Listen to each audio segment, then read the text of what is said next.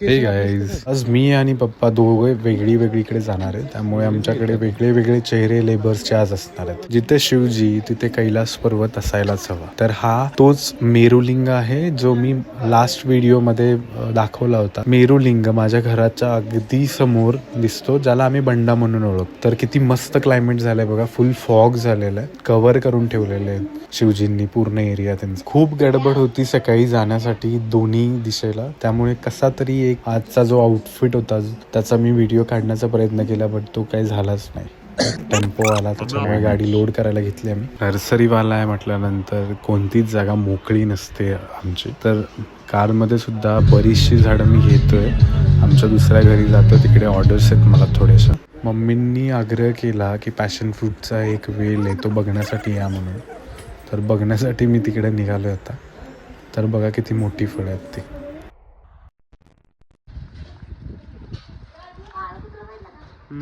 पूर्ण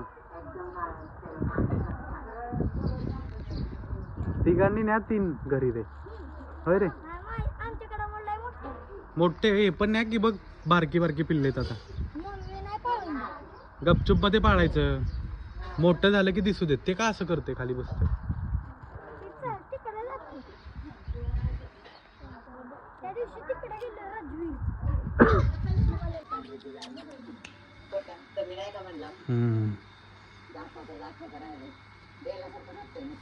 चांगलं, तब्येत चांगलीच झाली.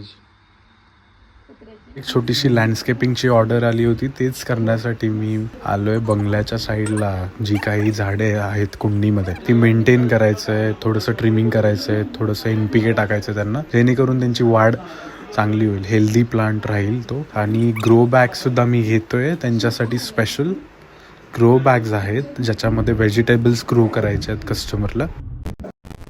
आज इथं ना खूप सारे फ्रूट्स आणलेत, ठेवण्याचं काम लागलंय मला. आमच्या मॅडमने छोटासा गणू बनवले आणि उद्या जन्माष्टमी आहे, तर कृष्णांसाठी छोटासा पाळणा आणलाय आम्ही. तर आजसाठी एवढंच. Time to do it again tomorrow. तर लवकरच भेटूयात उद्याच्या व्हिडिओ. Bye guys.